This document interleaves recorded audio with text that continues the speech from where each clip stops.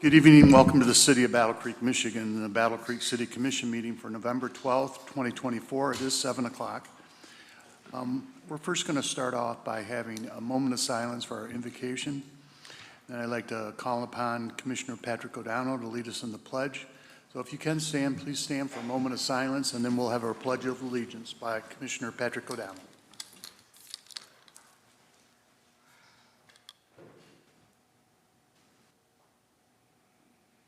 Commissioner. Pledge allegiance to the flag of the United States of America and to the republic for which it stands, one nation, under God, indivisible, with liberty and justice for all.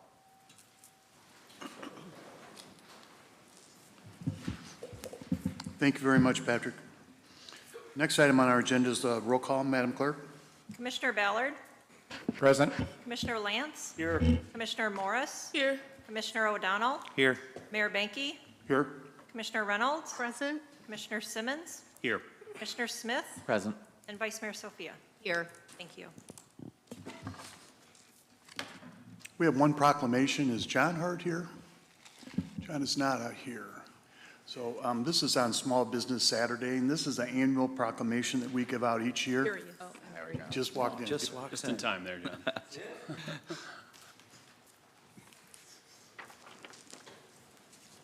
You're welcome. John, stop on up. As I was saying, this is an annual proclamation that we give out every year, and we just want to say thank you very much to our small business and our economic development team, who I think is really doing some unique things in our community. And John, without further ado, I'm going to turn it over to you. I hope you have caught your breath. But let's talk a little about Small Business Saturday. All right, thank you, Mayor. Yes, much appreciated. Catching my breath. What we're going to do this year, like we did last year, and if you can see this, it's a holiday shoptacular. And excuse me. What you can do is you can visit out in the downtown area. You go to 3 stores. You shop those stores. You turn in your passport, and you'll be entered to win. You'll be entered to win gift cards. And why we're doing that is because we can get the gift cards back into the community. So, as the proclamation stated, you know, that dollar goes back into the community every time you spend it. So, by doing the gift cards, we're getting you into the community, and then after you go into the community, that dollar spends again. And again, and again. And recently reported, 35% of our population is employed by small business. So that money is going directly to that store owner, and from that store owner to the employee, and from the employee back out in the community. So, wow. I need to go to the Y. With that, thank you again for the proclamation. And I also want to invite you, so this is November through December to Shoptacular, but also we have the Winter Wonderland coming up, and that's on the 6th and the 7th from 4 to 8 p.m. And you're encouraged to come down and take advantage of Night Bazaar, holiday wagon rides, mini train ride, and lots of other activities. Thank you. John, I want to say thank you. You and your staff have done a great job. I just want to highlight one restaurant in downtown Battle Creek that has recently reopened, Torty Taco.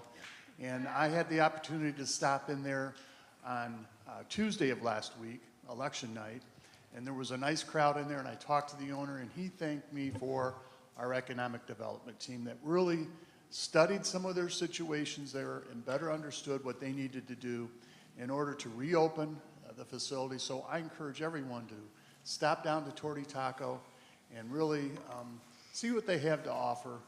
It's a great venue in our downtown Battle Creek. So once again, on behalf of Small Business Saturday or period of time, congratulations. Thank you. Appreciate it, John.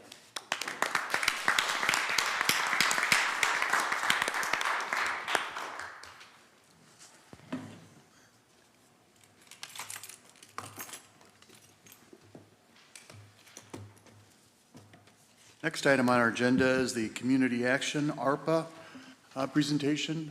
Rebecca or Ted? Yep. As the commission knows, as we've wrapped up ARPA projects, we've asked our community beneficiaries to come in and just present a little bit about their project. We've got representatives from CA today to talk a little bit about that, but I think you're going to share a little more information with us as well this evening, so welcome. Thank you. Hello. My colleague is not here yet, so she was the one that was going to do a lot of the community action talking. But I am here. My name is Lisa Farrell. I work for Community Action. I manage 2 grants that are part of the early childhood sector. I manage the Early Childhood Pathway Program, and I also manage the housing benefits. And the housing benefit program is the one that I'm really here to talk about today. That was something that you all funded through ARPA dollars.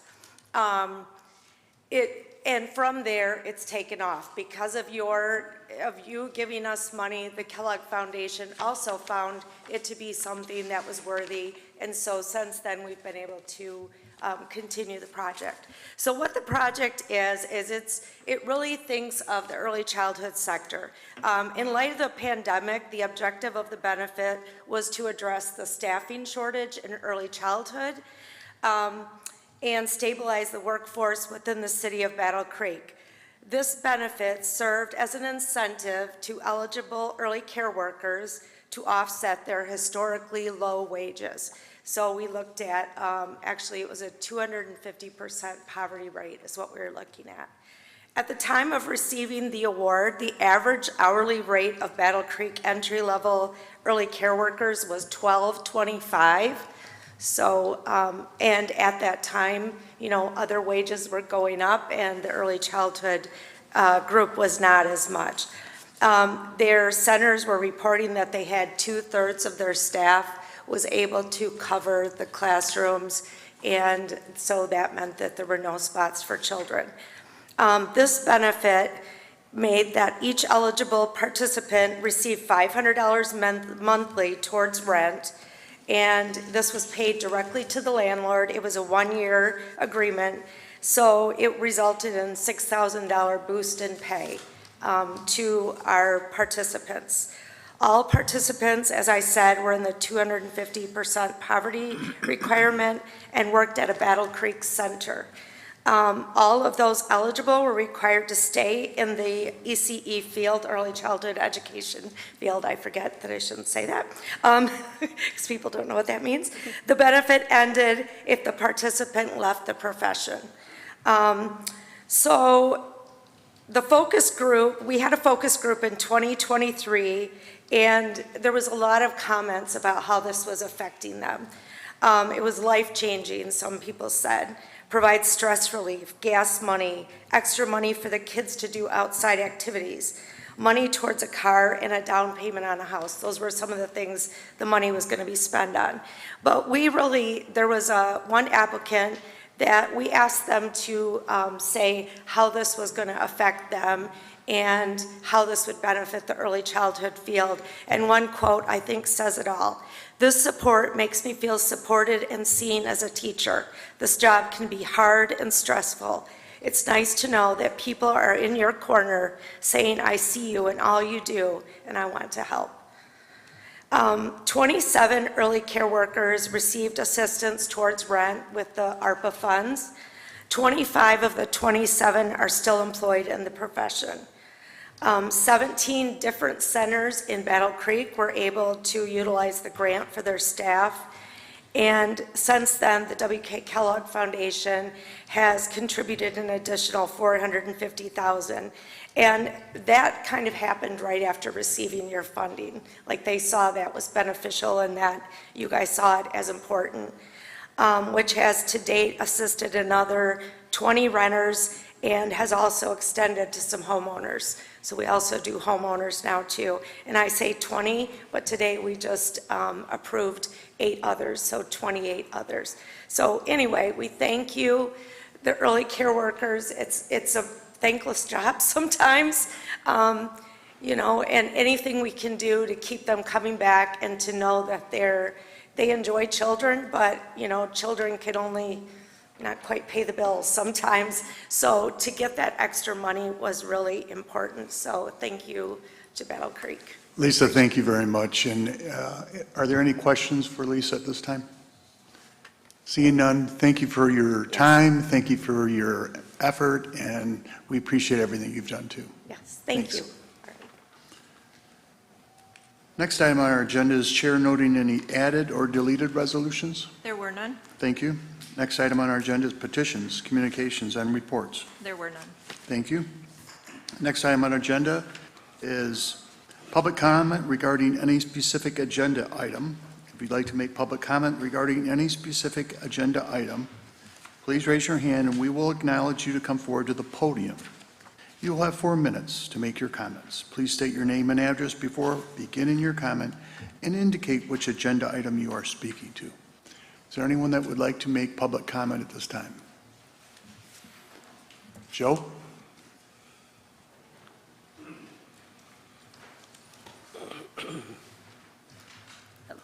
Hello, Joe Harris, Eldred Street, Battle Creek. Just real quick, I'm looking at Resolution 586, and maybe this is my lack of understanding, I don't know, but, you know, I've never been a fan of closed sessions. That's just me personally. I know that there's been an increase for openness and transparency, not just in Battle Creek, but around Calhoun County as a whole. I've seen it in Emmett and Bedford and various other municipalities. And when I'm looking at this, it says closed session to review and consider an application for appointment to a public office. The question that comes to mind is why do we have a closed session for something that's public? That's just me. So maybe it's something that needs to be explained better to the public so that we have a better understanding. So thank you. Thank you very much.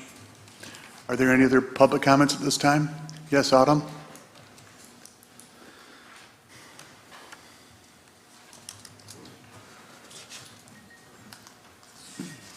Thank you. I too am commenting on the thing about the public office. I have the same concerns as Mr. Harris.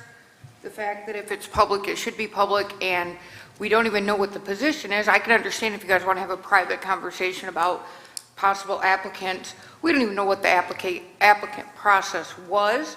We don't know who the applicants are.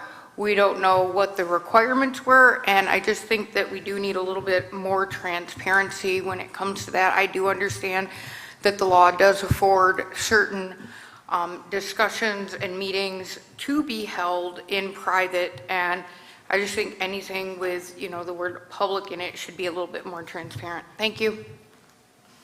Are there any other public comments at this time? Yes, sir.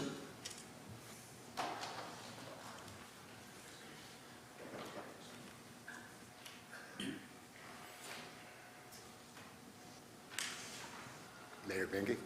Hi. I'm Alvin Johnson, members. I'm from Muskegon, Michigan. I relocated here in Battle Creek 7 years ago. I've been working on this project for maybe 26 years. Okay, I'm going to have to interrupt you just to add, are you speaking towards our agenda or do you have a public comment? I was invited here by Sarah Miller. She stated that you would be interested in hearing my plans. If there would be another opportune time. Yeah, at the end of our meeting, our public comment at the beginning of the meeting's on the agenda. Any item on the agenda. Yeah, I got in here late. Yeah, so if you want to just wait, I'll call you first. Now, I do have short-term memory loss, and sometimes I forget, but I'll call upon you first. I'm Alvin Johnson. All right, thank you. Is there another public comment at this time? Yes, Joe Soborowski. I think I'm doing this right because you have changed things around, right? Any agenda item, that's any resolution. All right, my name's Joe Soborowski. I live at 25 West Michigan Avenue. I'm here to talk about Resolution 585. I'm not here to say that I'm opposed by this action, but what I'm here to kind of remind, we talked about some tax abatement processes in the past with past tax abatements, talking about getting together and talking about the pieces that we wanted to talk about. I believe the state system is a little antiquated on what they want. They're totally on jobs, and it's 20 years old, it's archaic. I think we as a community have the ability, and I think BCU wants to understand what the city would like us to communicate to the businesses, and quite frankly want to have a little educational piece back as well, because I don't think we should be just totally hung up on number of jobs, nor do I think the state is, because a lot of things are going to become automated, and there's heavy capital investment with that. So all I'm saying is I'm not against transparency. I'm for tax abatements. I'm pro tax abatements. I'm also pro if they're not working and have vehemently violated them, that maybe we could roll them back, and I'm stating that on the record. But I feel like we're just pushing something through here for a political talking point, and we didn't get an opportunity to really sit down and discuss how we as a community want to move forward with tax payments. Thank you. Thank you, Joe. Are there any other public? Yes, David? This is only on the agenda. You have an item on the agenda? I didn't like how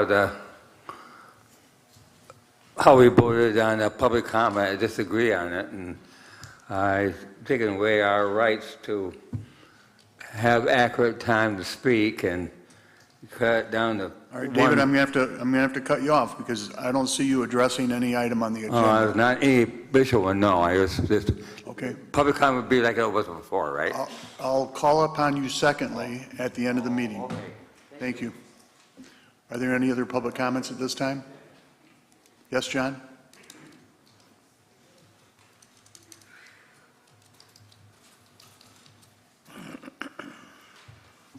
John Kinnifick, 234 South Avenue. When the mayor was talking about bringing people up here, he misspoke, did not know what he was talking about. It's not an item on the agenda. It's items on the agenda. It can be one or it could be many. So I'm going to talk about 3 items on the agenda. Begin with Resolution 579. What is this basically about? It's basically about block grant dollars going to New Level Sports. The cost is $70,000. Keep that in mind for a moment. Block grant dollars, $70,000. Now let's jump down to Resolution 581. They are going to be doing $113,000 for cameras that look at license plates and can identify them. $113,605. And finally, Resolution 582, where you're going to spend $961,887 on fixing up the parking structures in the downtown area. In other words, just short of $1 million for parking structures. If you add all these up, these 3 resolutions, the cost coming out of the Treasury is $1,144,492. One of the things that was set up here just previously is ARPA money. The city manager said we should have not spent our ARPA money in that direction. We should have put it towards the fire stations and things of that nature. So what we have here is $1,144,000 going to things that are non-essential. I suggest you sell off your arena, you sell off your amusement park, you sell off your golf cars, you sell off your parking ramps, and this won't be a burden on the citizens of Battle Creek anymore.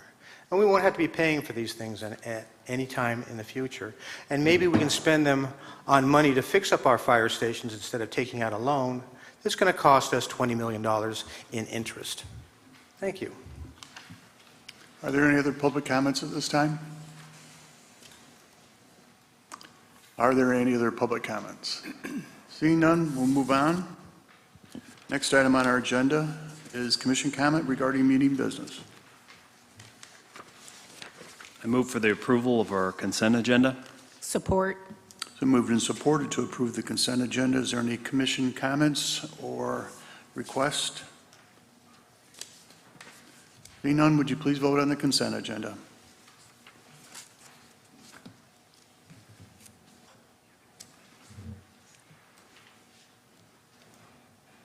The consent agenda has been approved.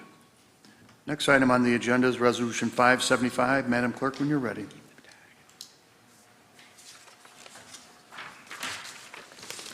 Public Act 152 of 2011, known as the Publicly Funded Health Insurance Contribution Act, sets forth requirements for local units of government regarding the amount of public funds that can be used toward the cost of medical insurance benefits for public employees. Those options are 80/20 and hard cap. The 80/20 provision has been included in the city's collective bargaining agreements. Therefore, it has been determined to continue with the requirements of Public Act 152 by adopting the 80/20 option for the planned coverage year beginning January 1, 2025 through December 31, 2025. This resolution seeks approval to utilize the provisions of Public Act 152 of 2011 by exercising the city's right to implement the 80/20 requirement of the Act for the plan year ending December 31, 2025. Move for the approval of Resolution 575. Support. It's been moved and supported to approve Resolution 575. Are any comments or questions by the commission? Being none, would you please vote on Resolution 575?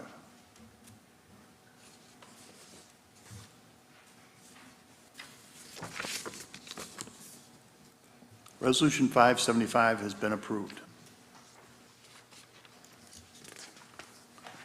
Next item on our agenda is Resolution 576. Blue Cross Blue Shield of Michigan has been the authorized healthcare organization for city employees and retirees for several years. The city sought additional proposals from other carriers for Medicare Advantage MA plans, however, all declined to bid. Historically, the MA plans have received decreases for several years. The January 1, 2025 renewals are seeing increases this year due to the Inflation Reduction Act changes. Based upon a thorough analysis of the renewals by city staff and consultants from Gallagher Benefit Services, it is in the best interest of the city to continue these line of coverages for Medicare Advantage plans. The city has an obligation under collective bargaining agreements to provide its retirees with options for health care coverage. This resolution seeks authorization for the city manager to renew various fully insured Medicare Advantage health care plans with Blue Cross Blue Shield of Michigan and the Blue Care Network and related administrative services contract for the plan year January 1, 2025 through December 31, 2025, with an estimated renewal premium for the three plans combined at roughly $1,142,135. I move for the approval of Resolution 576. Support. It's been moved and supported to approve Resolution 576. Are there any comments or questions the commission has on this resolution? Seeing none, would you please vote on Resolution 576?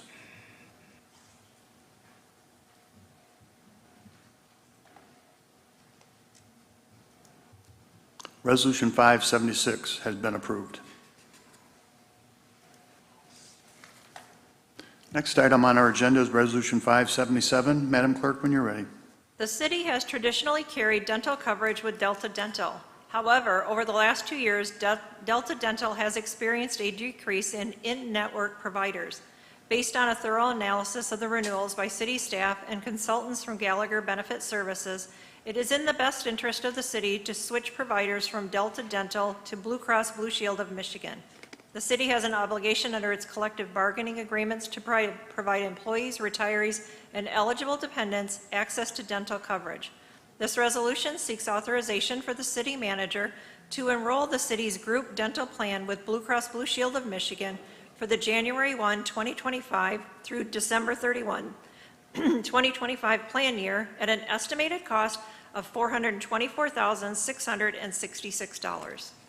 I move for the approval of Resolution 577.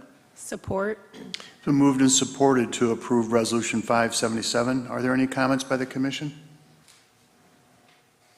Seeing none, would you please vote on Resolution 577?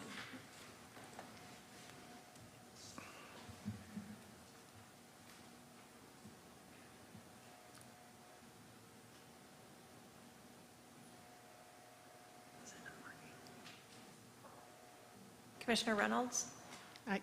Yes. Resolution 577 has been approved. Next item on our agenda is Resolution 578. Madam Clerk, when you're ready. Blue Cross Blue Shield of Michigan has been the authorized healthcare organization for city employees and retirees for several years. Based on a thorough review of coverage and experience by city staff and consultants from Gallagher Benefit Services, it is in the best interest of the city to continue this service agreement and renew all lines of coverage for 2025. This resolution seeks authorization for the city manager to renew various self-funded healthcare plans with Blue Cross Blue Shield of Michigan and Blue Care Network and related administrative services plan year for plan year January 1, 2025 to December 31, 2025. This amount is estimated to be $9,094,941, not including employee premium share. Move for the approval of Resolution 578. Support. Been moved and supported to approve Resolution 578. Are there any questions by the commission? Seeing none, would you please vote on Resolution 578?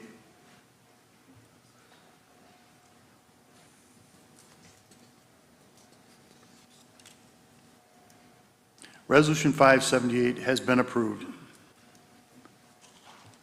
Next item on our agenda is Resolution 579. This is the second amendment to the original agreement dated October 25, 2022, between the City of Battle Creek and New Level Sports Ministries to construct an ADA-compliant youth learning center located in the Washington Heights CDBG revitalization area in order to provide childcare and other youth learning activities.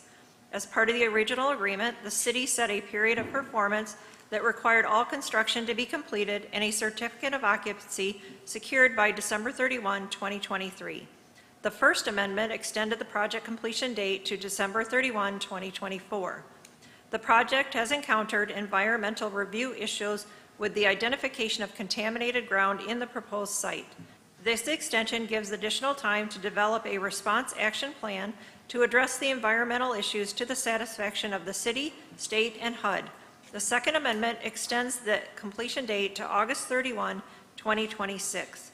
This resolution seeks authorization for the city manager to execute a second amendment to the agreement with New Level Sports for a CDBG-funded development of a child care facility dated October 25, 2022, adding $70,000 to the agreement for program year 2023, establishing some achievement milestones, and extending the period of performance through August 31, 2026. Move for the approval of Resolution 579. Support. So moved and supported to approve Resolution 579. Are there any comments by the commission? Hearing none, would you please vote on Resolution 579?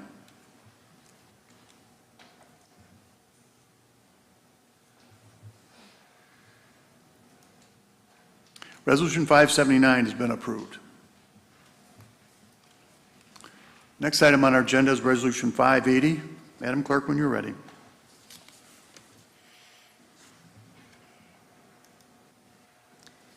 This proposed resurfacing project was identified and designed by city staff, and construction will be overseen by city staff. Act 51 of 1951 requires local political subdivisions meeting population thresholds based on census data to participate in projects when located within their jurisdiction. The Act also includes additional payments through a multiplier to aid in these requirements. This resolution seeks authorization for the city manager to execute and sign contract 24-5170 with the Michigan Department of Transportation for hot mix asphalt cold milling and paving along Michigan Avenue from North Washington Avenue to Carlisle Street, with an estimated project cost to the city of $108,034. Move for the approval of Resolution 580. Support. Been moved and supported to approve Resolution 580. Are there any comments by the commission? Seeing none, would you please vote on 580?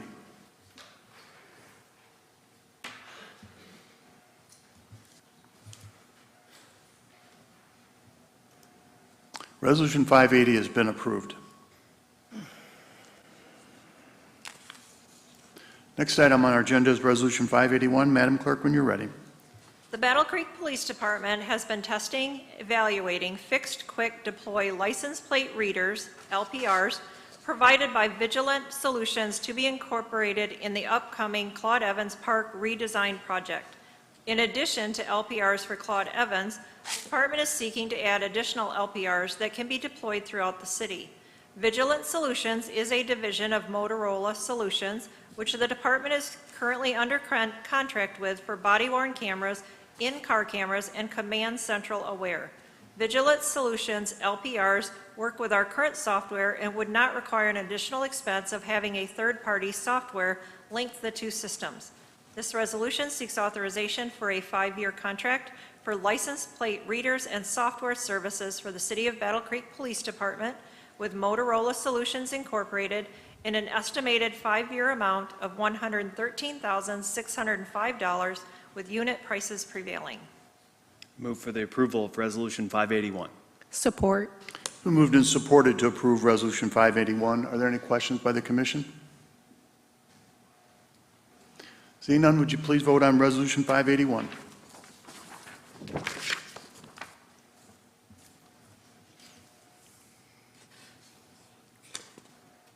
Resolution 581 has been approved. Next item on our agenda is Resolution 582. Madam Clerk, when you're ready.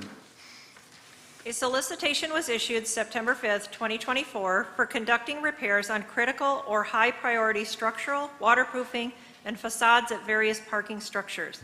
The majority of specified work is located at the Hamlin Avenue and Jackson Street parking structures, with only minor work specified at the Michigan Avenue parking structure. This resolution seeks acceptance of the lowest responsible bid for parking structures project from RAM Construction Services of Michigan, Incorporated, in an estimated amount of $961,887 with unit prices prevailing. Move for the approval of Resolution 582. Support. It's been moved and supported to approve Resolution 582. Are there any comments by the commission?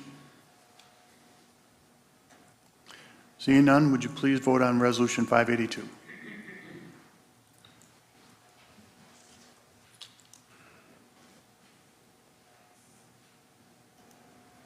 Resolution 582 has been approved.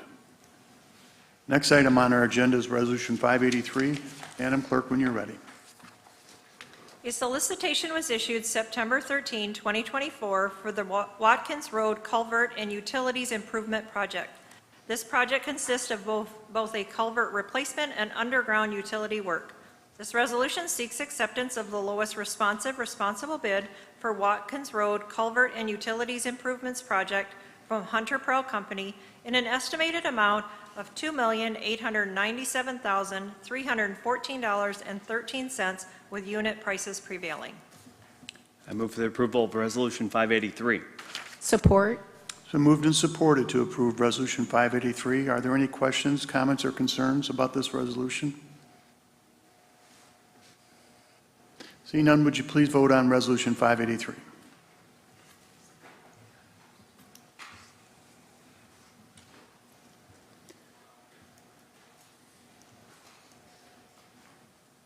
Resolution 583 has been approved.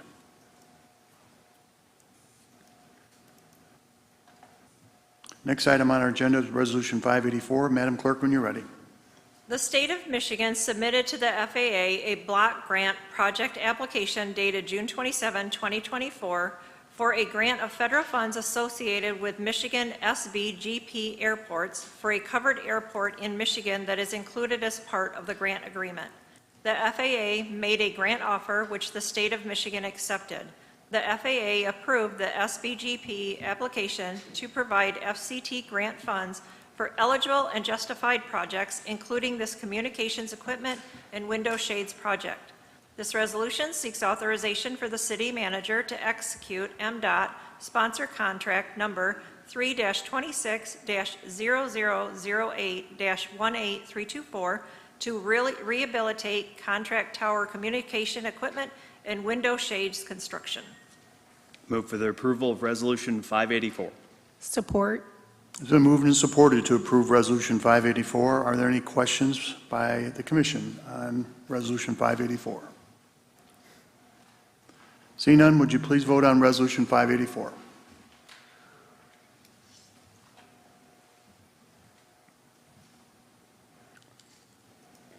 Resolution 584 has been approved. Next item on our agenda is Resolution 585. Pursuant to the procedure set out in City Ordinance 212.02, Section 9, Commissioner Smith requested that this resolution be placed on the agenda for introduction, and the request was co-sponsored by Commissioners Ballard and Simmons. This resolution seeks to require that all annual property tax abatement information update forms be submitted to the City Commission for review on an annual basis and included in the Petitions Communications Reports section of a regular meeting. I move for the approval of Resolution 585. Support. So moved and supported to approve Resolution 585. Are there any comments, questions, or concerns by the City Commission at this time? Commissioner Jake Smith. Thank you, Mr. Mayor. And thank you, Commissioners Ballard and Simmons, for joining me on this. The topic of this might be tax abatements, but this really isn't a tax abatement issue at all. It doesn't impact tax, whether or not we issue one or rescind one. It's merely sharing the number of jobs and the capital investment each company who receives a tax abatement receives on an annual basis. It's one form submitted so the City Commission can review it, and the public at large can know whether these deals are working now. Again, you guys know how I feel about it, but I don't know that we have a better way, any way, to measure the success of these efforts absent tracking whether or not they created the jobs they promised or made the capital investments they promised. And I want to thank Joe for coming out, for sharing that he's not opposed to this. BCU, I know, wants to be a partner in making sure that we're accountable and transparent, and I thank you for coming out to share that you're not opposed for this. But I do expect that these forms, as Joe mentioned, will show that they maybe aren't living up to the expectations. But that doesn't mean that we rescind an abatement. It just means that we're all informed about how well these things are working, and the City Commission, future City Commissions, are empowered with that information so they can make educated decisions on how to continue these programs. And I suspect most of them will continue, but we'll all know, we'll all have the facts in front of us. So thank you, Mr. Mayor. Thank you, Commissioner. Any other commission comments? I don't know if this will pass or if it'll fail, but I think, as Joe Soborowski pointed out, it'd behoove us to work together. And so if it does pass, if there's any changes that need to be made, either on behalf of BCU or on the City Commission, I would ask that they come forward and make those changes collectively. Are there any other comments? Seeing none, would you please vote on Resolution 585?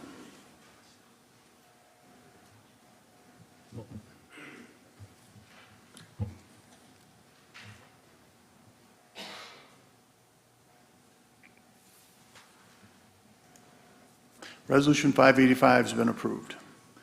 Next item on our agenda is Resolution 586. Madam Clerk, when you're ready. As permitted under the Michigan Open Meetings Act, a public body, upon a majority vote, may meet in closed session to review and consider the contents of an application for employment or appointment to a public office if the candidate requests that the application remain confidential, and the candidate has so requested. This resolution sets a closed session for November 12, 2024. I move for the approval of Resolution 586. Support. Been moved and supported to approve Resolution 586. Are there any questions by the Commission? Hearing none or seeing none, please vote on Resolution 586.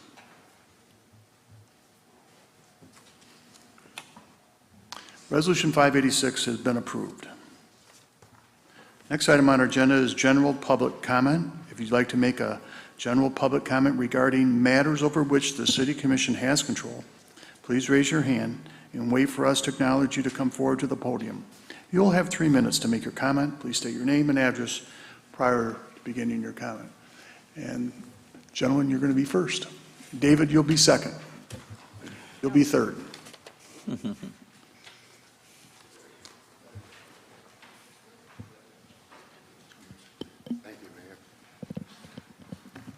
I'm contemplating establishing an LLC in the Battle Creek region, and I'm focusing on smart homes, smart cities. I'm also interested in rehabilitating and retrofitting smart devices in these homes. I've been in communication with some real estate investors. I'm coming in as a investor myself. I'm not coming here to seek funding. And my intent is to engage young people in the advanced technology that's rapidly advancing on us now as I speak. I realize there's some reluctancy, mainly because of misinformation and disinformation.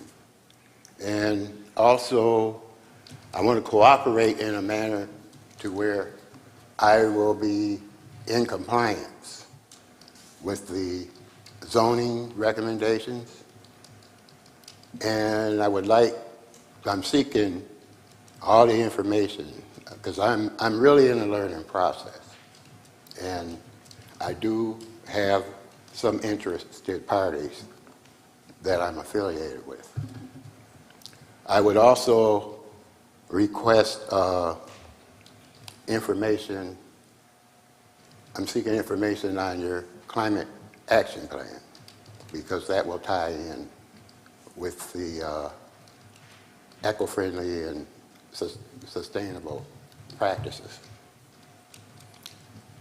I have a business plan. If you can provide me with an email address that's appropriate, and I can submit that information for you.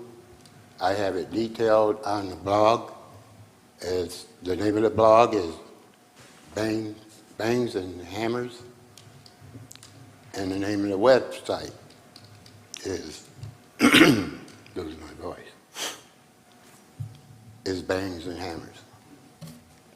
So it'll be an ongoing process, and I heard transparency in here quite frequently, and that's good, because that's how I operate. And I would like to be able to have you follow along with the progress as we go through the projected year of 2029. Very good. One thing that we will do is there's a card in the back of the room on the table. If you could fill that out and put your phone number, email address, I'll make sure the city manager will distribute that properly. It's in the box. Very good. Thank you very much for your time. David, and then the young lady there in the same row. Well, I apologize for the mistake I made earlier. Once again, I'm disappointed on how our public comment worked out. We took away our public rights. I gotta agree with that. It's not right what you guys have done. And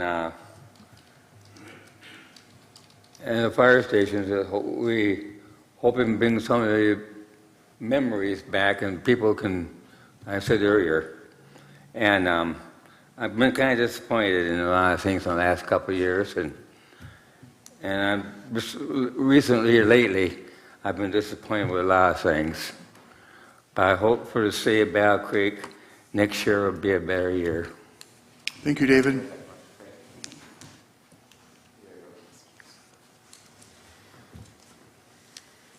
Good evening. My name is Cynthia Schell, and I live on South 30th Street. I went to the utility department and had wonderful experience with them and asked about any discounts that might be available. And apparently, I didn't know this, and I don't know how many of you know this, but the city does offer a discount for senior citizens on your garbage bill. And I wondered if, but you have to ask for it. So I'm wondering if there might be a way to add it to your newsletter, put it on your Facebook page, and let your constituents know that they might be able to save $14 a month. So there you go. Thank you very much. I'll let the city manager know. In the back row, yes.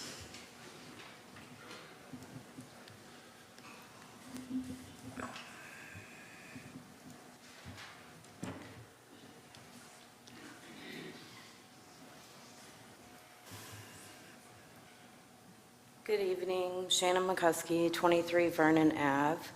First, I'd like to start out, I've been an avid full-time volunteer for Battle Creek for over 12 years.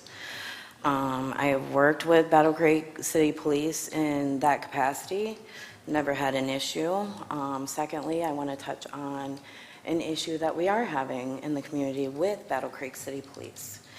There is a bike night every Friday night that is on Helmer and Columbia.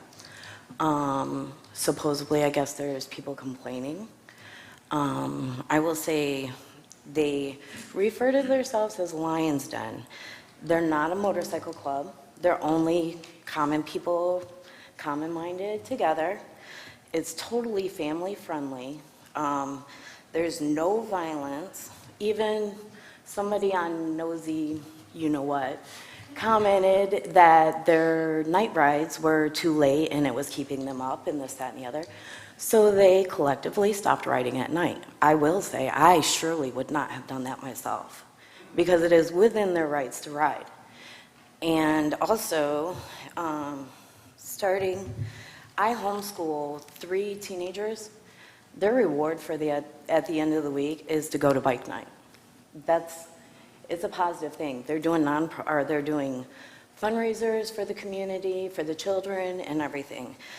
On July 26th, somebody did a wheelie in the road, and Officer Farnham pulled in and addressed the situation. He was very cocky, had a huge ego. He ended up actually writing the wrong person a ticket, and that had to be fixed.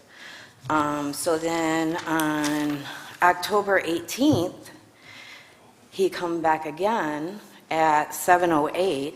I did pull the FOIA request for that one.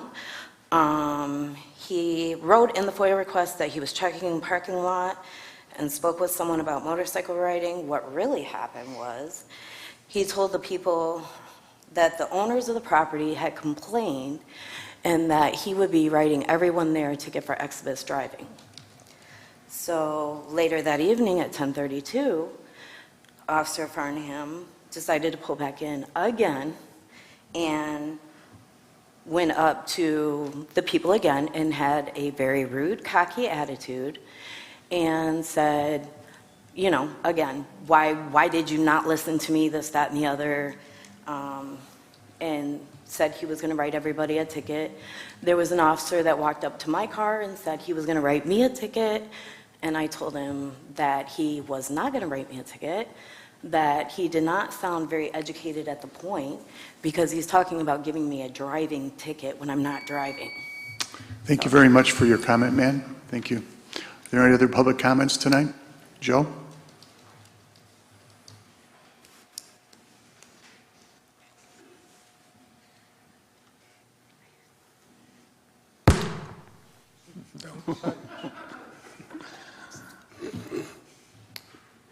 That was a shocking experience. I'm sorry, that was a bad joke. Anyways, so the elections are over.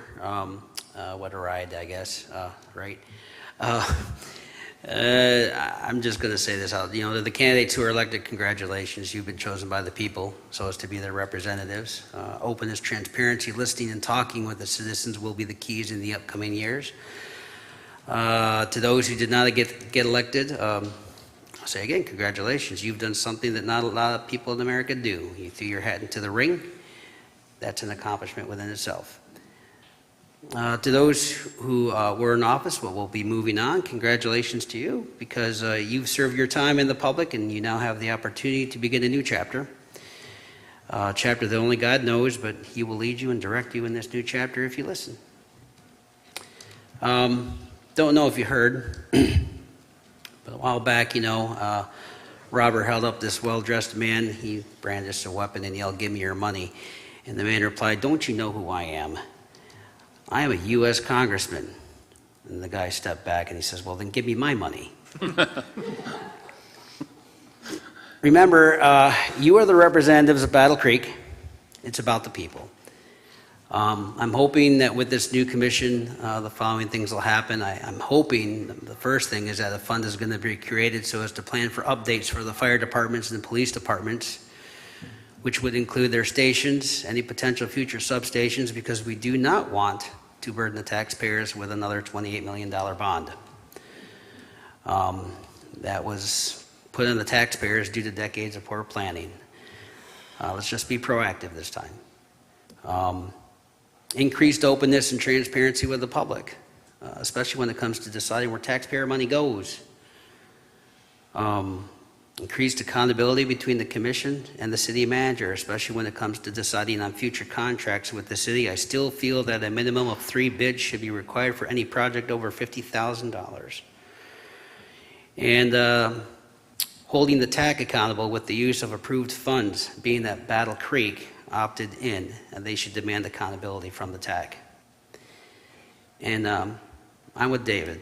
Bring back the ability for public comment on each ordinance as it is presented.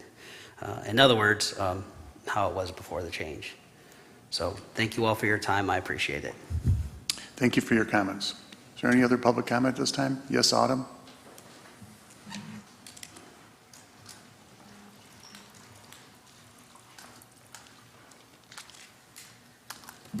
Good evening. I'm coming here because I was instructed to bring this to your attention by the Michigan State Police. I spoke with Detective Peterson a couple times today, who then instructed me to report my issue to the Battle Creek Police Department, which I did earlier today, who then refused to investigate the very serious issue I brought to them. What I have in my hand here is a signed, sworn, notarized affidavit written by myself regarding election improprieties and irregularities that occurred at the precinct that I was working, Precinct 11, during the November 5th, 2024 election. I took an oath to the United States Constitution and to the Michigan Constitution when I worked that precinct. In short, I'm not saying I saw anybody, the poll workers, doing anything nefarious, but we did have some serious issues that need to be looked into, and I was very shocked when I did what I was instructed to do, not only by my conscience and by the oath that I took, but by the Michigan State Police, who told me to go to the BCPD, and they're refusing to investigate. I saw a tabulator missing a seal on the tape chamber. My tabulator at my Precinct 11 went down twice, and ballots had to be put in the auxiliary bin, which is only supposed to be used in the event of a power outage. There was no power outage, none. We have no idea as election inspectors and poll workers what happens when the tabulators go down. Think about it like when your computer shuts down to do an update and it comes back up 5, 10, 15 minutes later, and you might have a new desktop, you might have new fonts, it might work different. You didn't do that. You had no idea. The computer went down. I have absolutely no idea what happened. I know that all of the inspectors I was working with in all 3 precincts were doing their due diligence considering the training that we had. But the fact that we had multiple issues going down with tabulators, Precinct 20 told me when they ran out of poll tape, after I ran out of poll tape, and I had to break the seal, we had to break the seal, that when they went in there and their poll tape was out and they were holding it by the tail, I said, "Did you break the seal on the tabulator?" They said, "No, there was no seal on the tabulator." I said, "What?" They said, "Our machine went down at 7:30 and it was swapped out and votes were taken off of one tabulator and uploaded to another, and this one that they returned to us didn't have a seal." All I'm asking for is what the Michigan State Police asked to do, and I'll be presenting my signed sworn affidavit to Mr. Bagwell today because they refused to investigate this, and this is wrong. This is wrong. I was treated with disrespect when I tried to do the right thing. Why in the hell do we have election inspectors if we're not allowed to report what we saw?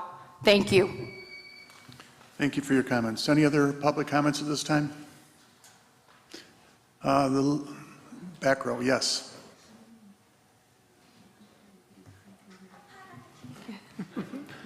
I'm coming to you as a citizen. I wasn't planning on speaking today, but the woman who talked about the bikers over in Helmer, I live right behind Lakeview High School. I've never heard anything over there. I've gotten gas over at that Meyer gas station, and they've all been very lovely. They've invited me because I'm one myself. They're all just very, very sweet. So I wanted to piggyback on what she said and just say everyone there's really cool. I have never heard anything, so go bikers. Woo. Thank you. Thank you very much. John?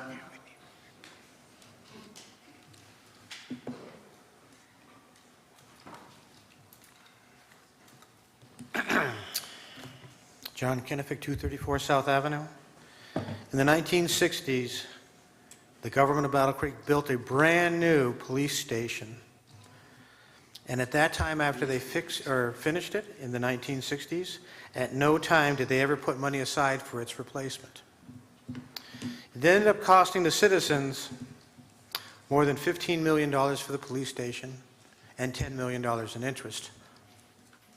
More than $25 million. $10 million that didn't have to be spent. The police station really didn't need to be rehabilitated, but if you wanted to rehabilitate it or replacement, you could say, yes, it needs to be done. We will start a capital improvement plan. So when the time comes, we'll have the money and it won't be a bond or a loan on the taxpayers of Battle Creek. This didn't happen.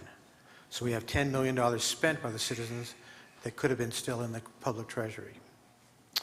In 2017, sections of the pediment of City Hall on the south side, on the east side, and then later on the south side fell off. The fence was put around the building and also a structure of a scaffolding to protect people from coming in and out of the building. That happened in 2017.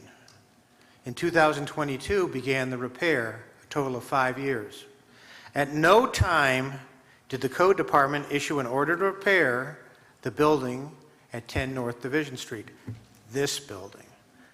There was no dangerous building sign put out by the Inspection Division, which is also located here, that it was a dangerous building. At no time did you go into court over this matter. Like you would impose on every other citizen, it was ignored. The funds that fixed the building did not come because you put any money aside for this building, but you got it from a historic Michigan fund out of Lansing. Again, you had poor foresight. For many years, and particularly 20 or better years, you had studies on the fire stations and their abilities. At no time did you do anything in regards to this matter and waited till it became critical. The $28 million bond issue, plus $20 million minimum, and you'll change that too, because I'll know you'll refinance it, is more taxpayers out of the public treasury that were and could have been avoided. You decided to engineer this problem. When I spoke earlier today and stood up here, I was showing that you're back to the normal procedure of raiding the public treasury for things that are non-essential, and that's the whole purpose of doing this. Create a critical situation, stick it to the taxpayers, and then go on raiding the public treasury for non-essential services.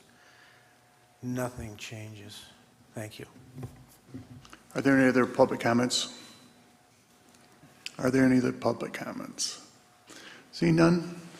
Next item on our agenda is commission comments. Vice Mayor, did you want to say something? Thank you, Mayor.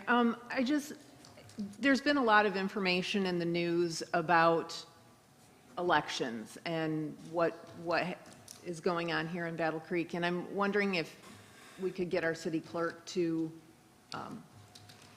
give us an update. Sure. I'll start with Ms. Smith's comments.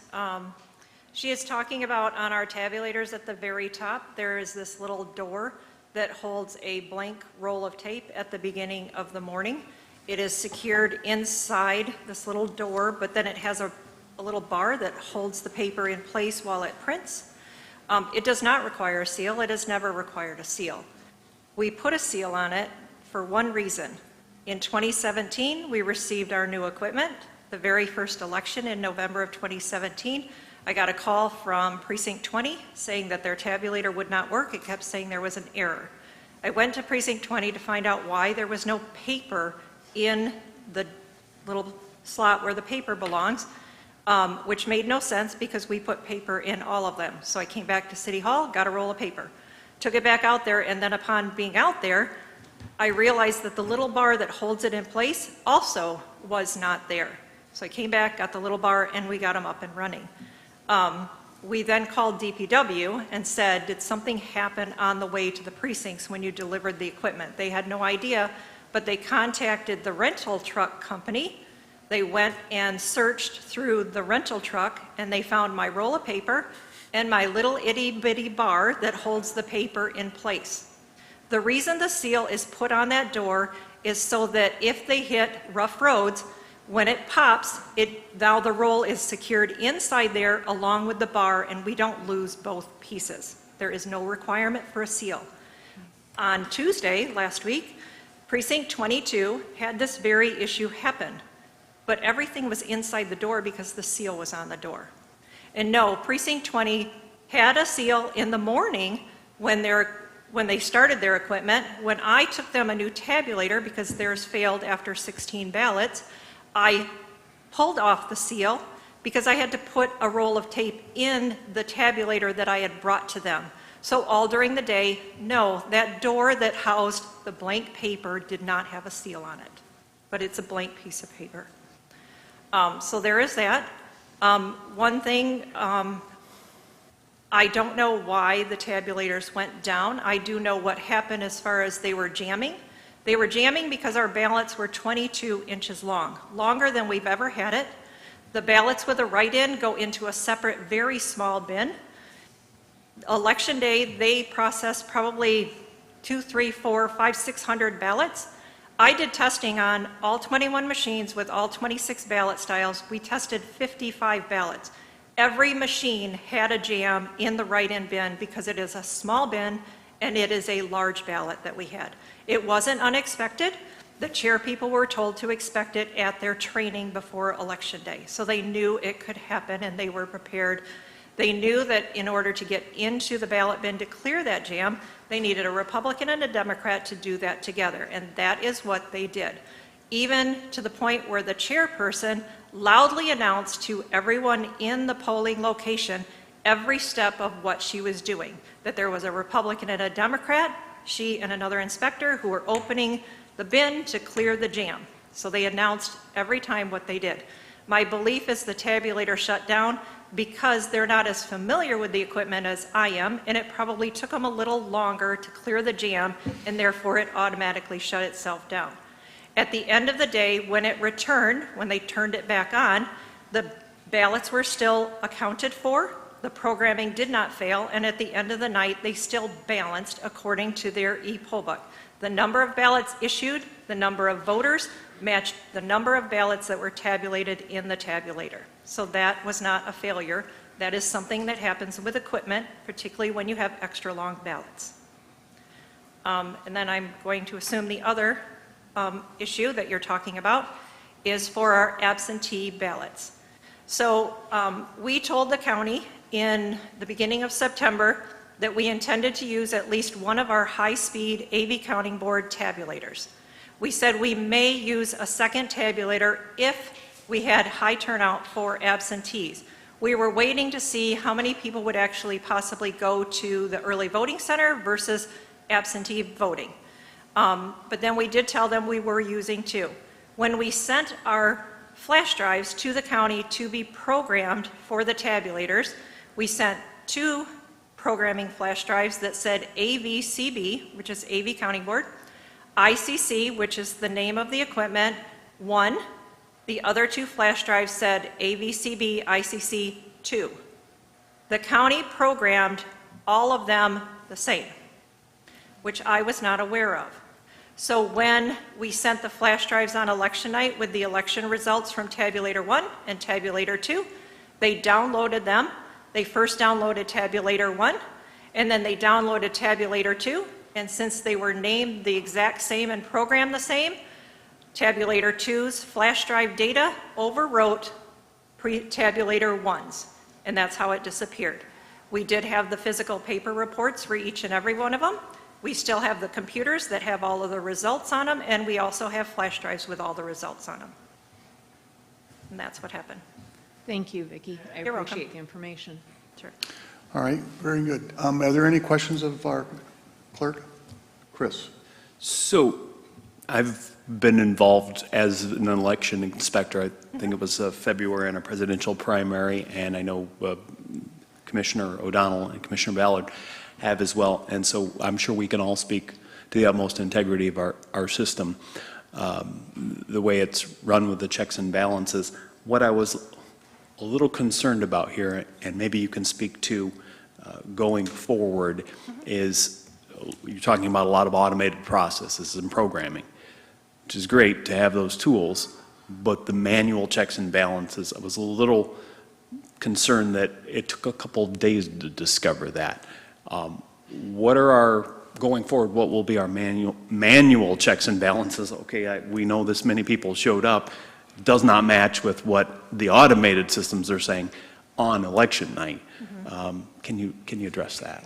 So I wasn't aware of the downloads to the county. So my staff was here until 3:15 in the morning. We then had to drive the programming cards to the county for them to download.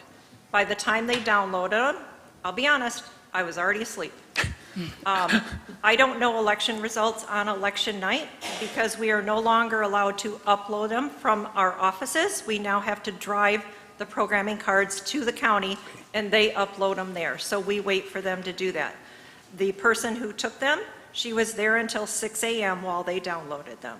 So I came in the next morning at 9 a.m. after only a few hours sleep, and then I did some things that I needed to immediately get done, and then I started analyzing our results.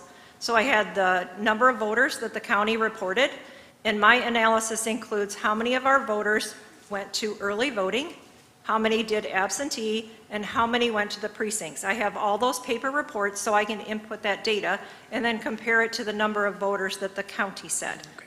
When I added those up, I had more voters than what the county was showing. Okay. So as we continued to analyze it, we called the county. And when I called the county, the elections clerk said, yes, we noticed that, and I've got to figure it out, and I've got to figure it out by Friday morning. So they had noticed it, but they had not told us. We noticed it and called and said, the numbers aren't right. So that's the delay in between election night and when we discovered it. I don't think we had found out about it until 2 days later, so to know that you had, yes, to know that you, both the city and the county, knew about it the next day is good, that you had those manual checks and balances. That reassures me some. Thankfully, no election results that were initially published were overturned, although some races came way closer than they were initially, and had something had to be overturned or was a different result, it probably would have gone a lot worse for us. But thank you for all you do, and I'm glad to know that you're checking that in such a short time after. We will be retabulating all of the absent voter ballots tomorrow at the county, but we will only do it on one tabulator since there's no point in running it on two tabulators since they're programmed identical and they would overwrite the results again. Thank you. Commissioner Reynolds, did you have something? No? I was just going to ask that question. All right, very Thank you, good. Vicki. She just answered it. Sure. Commissioner Patrick O'Donnell. Yes, myself and Commissioner Ballard worked our precinct 6, and I can tell you what happened with that reboot. As they were, the length of the ballot was actually causing a kind of a cushion down below, and it would turn on and off it would say the machine's jammed, and I would check it every so often with Commissioner Ballard. We were trying to figure out, it was all puzzling. Then we realized what had taken place, but the machine itself wanted to reboot. It said on the screen it wouldn't count anything further until you actually rebooted the machine, and when it happened, I did call all of my workers over, and we did sign the tape as required, and we discussed what was going on. And from then on, we didn't have any other problems because we realized that it was the length of the ballot and made an adjustment so it would actually count the rest of the evening. We had a poll watcher ourselves there, and she said, your crew is so great. They're moving people. They've been very friendly. I didn't have anybody have any other problems other than that when we were there, so thank you, and thank you for the training. Sure. I know, and it's so good that we know that we have all the automated systems, but we have that paper to show in the end what the correct outcome should be. So, and thank you for all your time you're putting into make sure it's correct and to the point. We did have one ballot we had taken care of due to the fact of the absentee rules that we added, but the poll worker said the same thing. She's like, does this happen often? I said, No, not really, but it does. We make sure every vote's counted. So, thank you. Any other commission comments? Commissioner Smith. Thank you, Mr. Mayor. And this isn't for Vicki, this is general comment. So it's my last meeting, so I'm just going to say some thank yous, but it's already late, so I don't want to keep anybody too long. To my colleagues, it's been great to work with you all. Thank you very much for tolerating me up here. To Commissioner Ballard specifically, you know, you've been a real inspiration to me. I've seen you get up here and talk about issues your constituents care about deeply that make a real impact on everybody's day-to-day lives. I'm talking about speeding, litter. These are the type of things, you know, city government is responsible for. And I want to thank you for speaking up on that because you've made real tangible changes in the community. Rebecca, it's been a pleasure working with you. You know, congratulations on your retirement as well. Bill, we haven't worked long, but, you know, the vibes are right. Keep on. Vicki, you know, I can't say it enough. Your office, yourself, you know, hold yourself to the highest degrees of professionalism. I've tried to crack the facade a few times, I know, especially when it comes to winter absentee ballots going on, and you don't bend or break, and that speaks to your character, and thank you. So we're so lucky to have you here. Ted, you and Rebecca have always been a 1-2 punch, and I want to thank you for all the information you've ever gotten me, and you know, I just thank you for the service to our city. Who do we got out here? Ellen, nobody runs anything better than you. Everything you touch is solid gold, no doubt. I'm going back to the county too, so everybody look at Helen right now.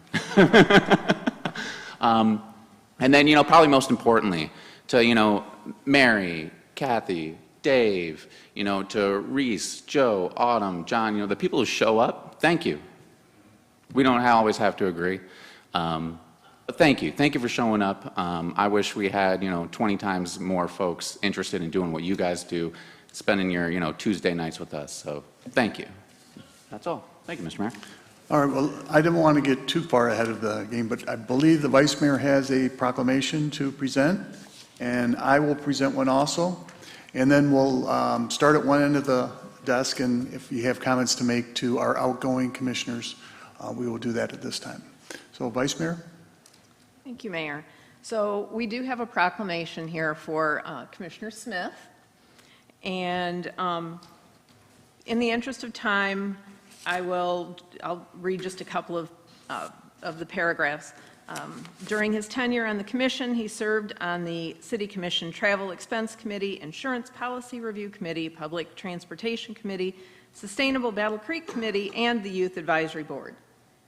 And he was dedicated to his service as a commissioner. He's been devoted to his elected seat and passionate about making a difference in the community and committed to the city of Battle Creek and those he serves. And so the proclamation is to recognize him for his contributions while serving on the commission and to commend him for his heartfelt dedication to our community. So, and as his seatmate,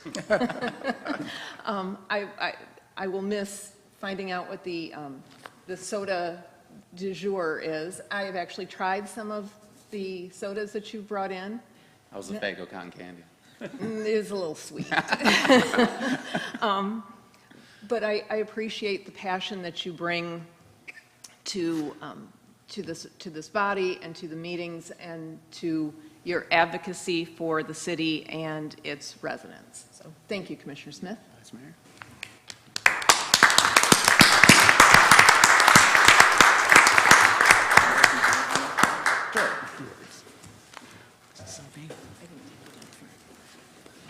They don't want to see me. Very cool. Commissioner Ballard, I'd like to present this proclamation on behalf of the Battle Creek City Commission. Ivan Ballard was first elected to the Battle Creek City Commission in November 2022 and served until November 2024 as Ward 1 Commissioner. And whereas during his tenure on the commission, he served on the Human Relations Board, the Insurance Policy Review Committee, the Public Transportation Committee, and the Sustainable Battle Creek Committee. And whereas, while serving as Ward 1 Commissioner, he took advantage of his professional development opportunities to advance his skills as an elected official. And whereas Commissioner Ballard has dedicated his service as a commissioner, he was devoted to his elected seat and passionate about making a difference in the community. He was committed to the Battle Creek area and those who he served. And whereas we are fortunate to have residents such as Commissioner Ballard who humbly give their time and talents and as we appreciate his commitment to the constituents while serving in his role as Board of Commissioner. Therefore, on behalf of all the citizens of Battle Creek, we do hereby proclaim Roger Battle Creek recognized for his contributions while serving on the Battle Creek City Commission. We commend him for a heartfelt dedication to our community. I would just like to say a few words. First of all, I appreciate Roger's support on various causes and items that we voted on. Most importantly, one that I will never forget is just his commitment to the fire stations in our community, because I think that's an historic vote that we've been elected our fire stations for a long period of time, but Roger felt that it was important to move ahead and move forward on that. I'm also very appreciative of the budget approval with the set aside for sidewalks. Roger felt it was important that we improve our sidewalks throughout the entire community, and thank you for that. And finally, the Renaissance element of the WPO Cereal Company, I think was an important item that the City Commission moved upon, and I appreciate the support. My empathy for Roger has increased tremendously during our 2 years working together. He's very compassionate, he's very determined. One thing that he really gets excited about is the people that violate speeding and traffic lights in Battle Creek. So, really need someone to carry that. That is so important. But, Roger, it's been great. I appreciate it. And I'm going to miss you. And I say thank you very much. And I think that we'll see you back someday. Thank you very much.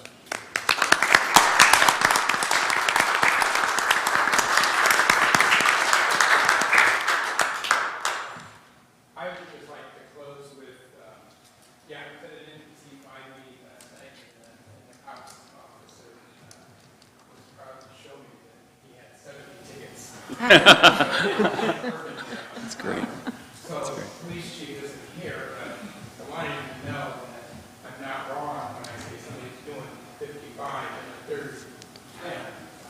We need to go forward with the cameras and the things that we have. The one thing I want to leave you with is I asked one of each of you that are here and the ones that are watching on television, what can you do to improve the city of Battle Creek? That's what we need to know. Thank you. Yeah.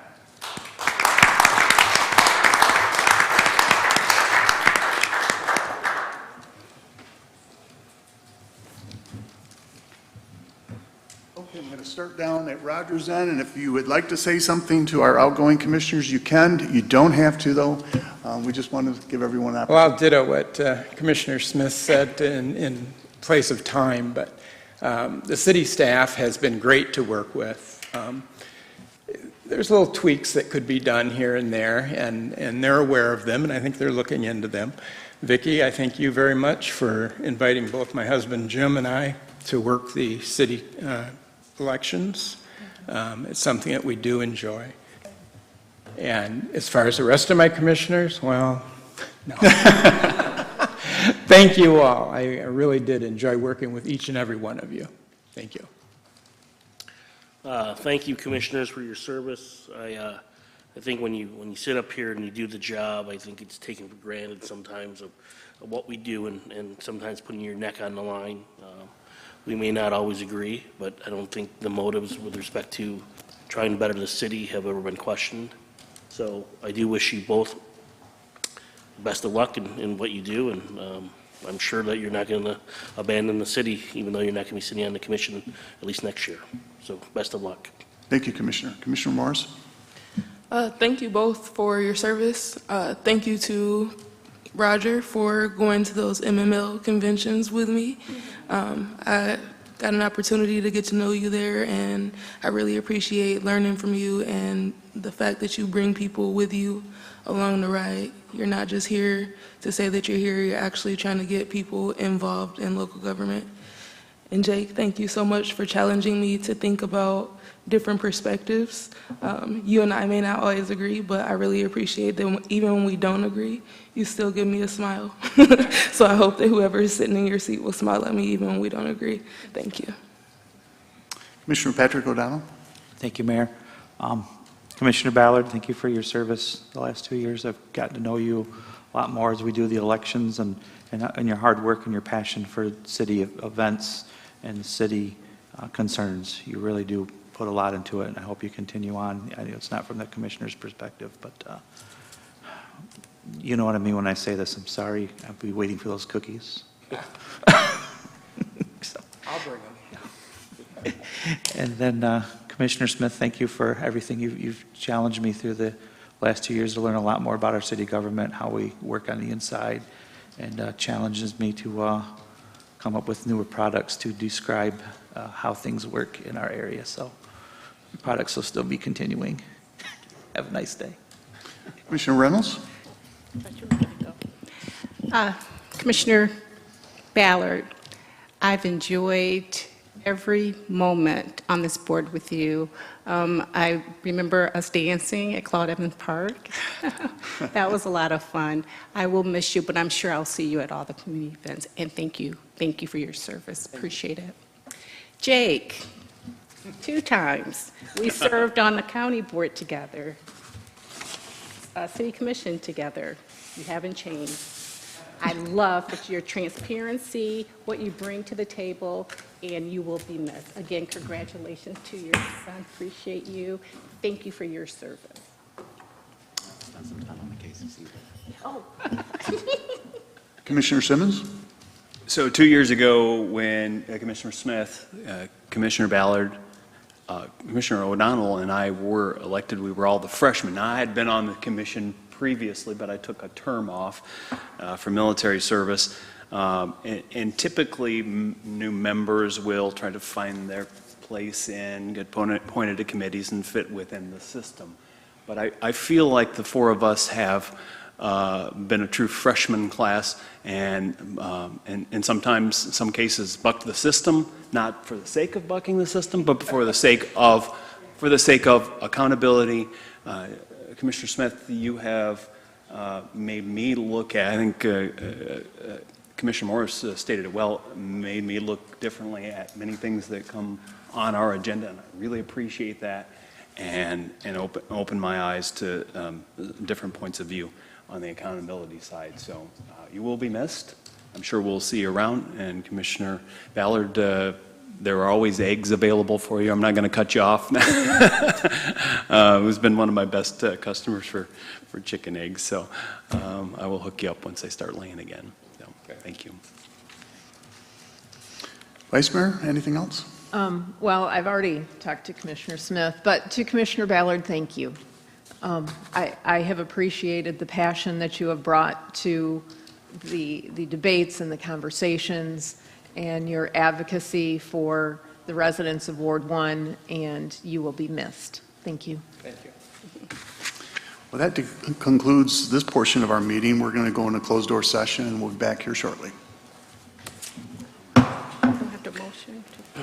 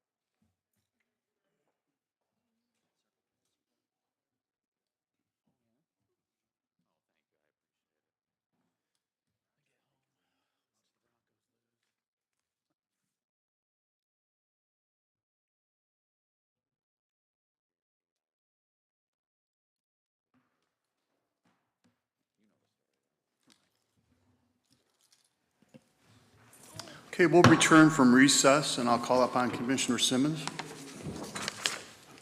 Yes, Mayor, thank you. I move to authorize the mayor to execute an employment agreement with Ted Deering, appointing Ted Deering as the interim city manager effective December 1st, 2024, while the commission conducts its search for a permanent city manager. So moved. We have a motion on the floor, and we have support. Are there any comments by the commission? Seeing none, Madam Clerk, do you want to call the roll, or do you want to use the... Whichever you prefer. I can call it, or I can put it up on the screen. Put it on the screen. On the screen. So it'll come to you first. Okay. Please vote on the motion on the floor. Ow. There you go. The motion has been approved. Thank you very much. Thank you, Ted. Thank you, Ted. Thanks, Ted. Thanks, Ted. Meeting is adjourned. Thank you very much. There we are. It's been real.